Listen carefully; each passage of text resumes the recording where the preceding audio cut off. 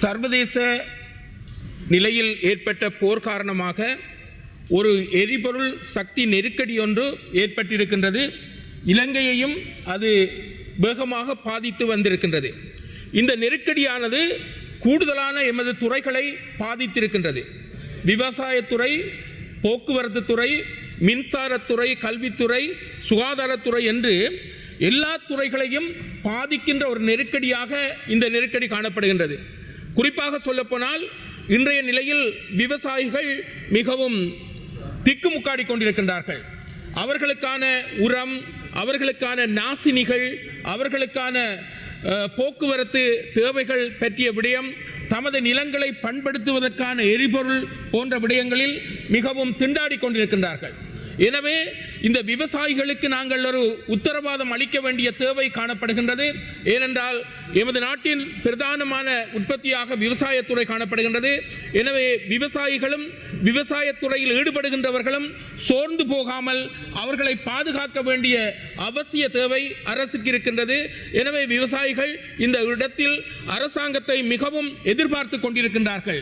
எரிபொருள் ஏற்றம் என்பது அவர்களுடைய அந்த உற்பத்தி துறையை அதிகமாக பாதிக்கக்கூடியதாக இருக்கின்றபடியால் அவர்களுக்குரிய நிவாரணங்கள் அல்லது மானியங்கள் என்பதை அவர்கள் எதிர்பார்க்கின்றார்கள். இதைவிடவும் நாங்கள் சொல்லப்போனால் இந்த மின்சாரத்துறையின் மூலமாக ஏற்படுகின்ற இந்த கட்டண உயர்வுகள், எரிவாயுக்கான உயர்வுகள் என்பது ஒவ்வொரு குடும்பத்தையும், குறிப்பாக சொல்லப்போனால் ஏழைகள், நடுத்தர வர்க்க குடும்பங்களை அதிகமாக பாதித்துக் கொண்டிருக்கின்றது. எனவே இந்த மக்களுக்கு என்ன செய்ய வேண்டும் என்பதையும் பற்றி அரசு கூடுதலாக சிந்திக்க வேண்டிய தேவை காணப்படுகின்றது.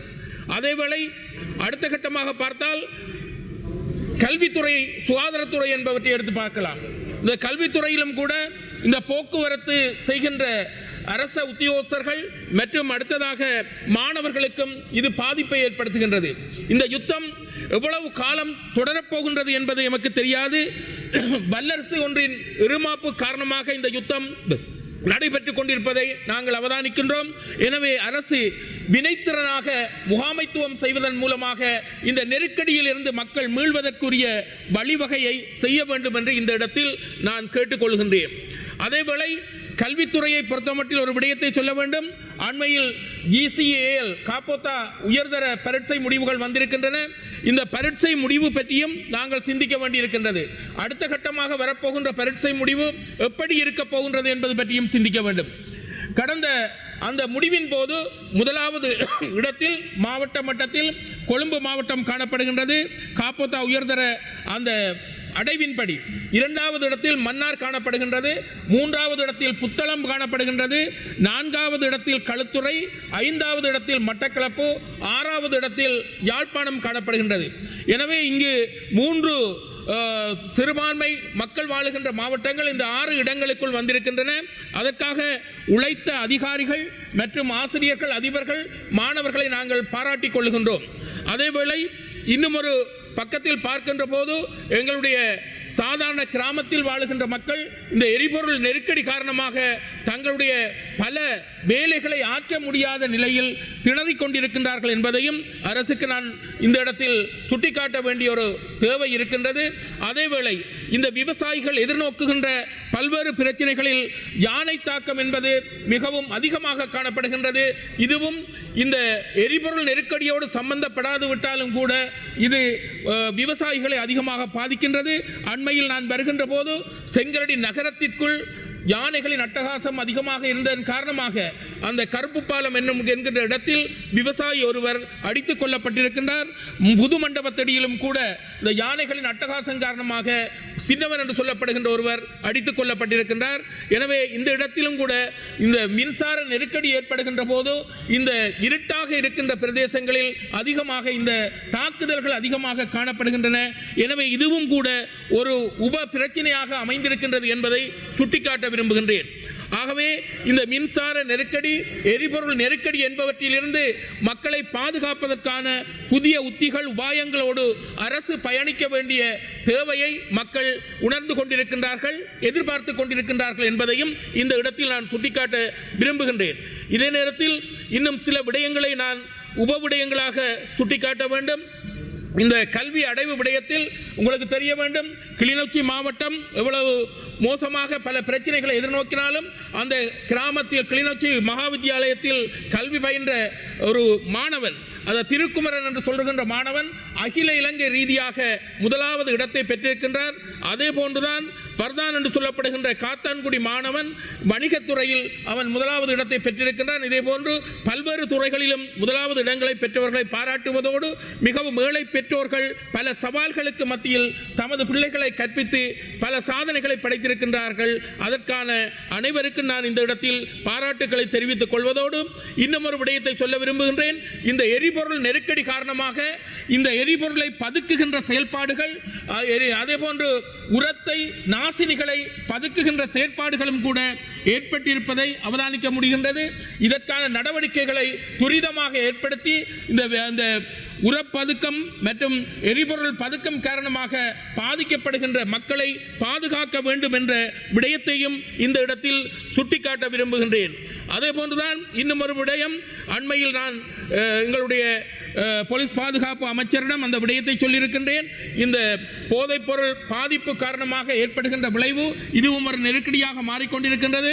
குறிப்பாக நாவட்குடா என்கின்ற கிராமத்தில் இந்த போதைப்பொருள் வியாபாரம் நடப்பதாக எனக்கு அறிவிக்கப்பட்டிருக்கின்றது. எங்களுடைய போலீஸ் பாதுகாப்பு அமைச்சர் ஆனந்த விஜயபால் அவர்களிடம் இந்த கடிதத்தை நான் தந்திருக்கின்றேன். தயவு செய்து இதற்குரிய நடவடிக்கையை துரிதமாக எடுக்கும்படி உங்களை அன்பாக கேட்டுக்கொள்கின்றேன். அதே போன்று இன்னும் ஒரு விடயத்தை சுட்டிக்காட்ட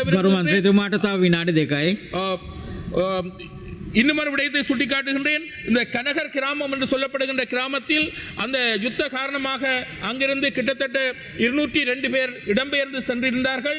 73 பேர் குடியேறுவதற்கான அங்கீகாரம் வழங்கப்பட்ட பகுதியிலும் 129 பேருக்கு அந்த இடத்தில் குடியேறுவதற்கான அனுமதி வழங்கப்படவில்லை. அவர்களுக்கும் அந்த அனுமதியை வழங்க வேண்டும் என்று அந்த ஏழை மக்கள் கண்ணீர் சிந்த கேட்டுக்கொண்டிருக்கின்றார்கள். எனவே இந்த அரசு அந்த இடத்தில் குடியேறுவதற்கான அந்த சந்தர்ப்பத்தை அளிக்க வேண்டும் என்று கேட்டுக்கொள்கின்றேன். இதைவிட இன்னும் ஒரு விடயம் சொல்ல வேண்டும். இந்த உயிர்த்த ஞாயிறு தாக்குதல் என்றதும் ஒரு பிரச்சனையாக எழுந்து கொண்டிருக்கின்றது. அண்மையில் உயிர்த்த ஞாயிறு தாக்குதல் சம்பந்தமாக கமன்பில் அவர்கள் புத்தகம் ஒன்றையும் வெளியிட்டிருக்கின்றார். இந்த இடத்தில் நான் சுட்டிக்காட்ட விரும்புவது என்னவென்றால், கடந்த 3 ஜனாதிபதிகளின் ஆட்சியின் போது இந்த உயிர்த்த ஞாயிறு தாக்குதல் சம்பந்தமாக உண்மைகள் வெளிவரவில்லை.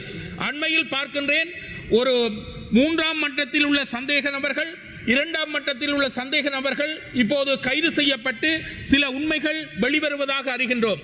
இப்போது 1ஆம் மட்டத்தில் உள்ள அந்த சந்தேக நபர் யார் என்ற கேள்வி எழுகின்றது. 1ஆம் மட்டம் யார், யாவர் கைது செய்யப்படுவார் ஏற்படுகின்றது. எனவே தயவு செய்து உயிர்த்த ஞாயிறு தாக்குதலில் புத்தகம் எழுதுகின்ற விடயத்தின் மூலமாக உண்மைகளை புதைத்து விடக்கூடாது. ஏனென்றால் இந்த புத்தகங்கள் சஹ்ராம் காசிம் தான் இதன் முக்கியமான சூத்திரதாரி என்று சொல்லி அந்த உண்மையை மூடி மறைக்க முற்படுகின்றார்கள். அவரும் 3ஆம் மட்ட 4ஆம் மட்ட ஒரு குற்றவாளியாக இருக்கின்றார். ஆனால் இதனை திட்டமிட்டு நடாத்திய குற்றவாளிகள் இருக்கின்றார்கள். அதில் 2ஆம் மட்டம் வரையும் இந்த அரசாங்கம் முன்னேறி இருக்கின்றது, கைது செய்திருக்கின்றது. இப்ப 1ஆம் மட்டத்தில் இந்த ஆட்சி மாற்றத்திற்காக அந்த குற்றச் செயலை நிகழ்த்திய அந்த சூத்திரதாரி யார் என்பது கண்டுபிடிக்கப்பட வேண்டும். அவரும் கைது செய்யப்பட்டால் தான் இந்த உயிர்த்த ஞாயிறு தாக்குதலில் 269 அப்பாவி மக்கள் கொல்லப்பட்டிருக்கின்றார்கள்.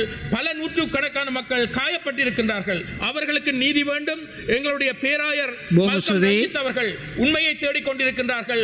எனவே சஹ்ராம் காசிமில் முழுமையான குற்றத்தை போட்டுவிட்டு இதனை இயக்கிய இயக்குநர்கள் தப்பித்து செல்வதற்கு இடமளிக்க கூடாது என்பதையும் இந்த இடத்தில் சுட்டிக்காட்ட விரும்புகின்றேன். அவர் ஒரு பலிக்கடாவாக ஆக்கப்பட்டிருக்கின்றார்.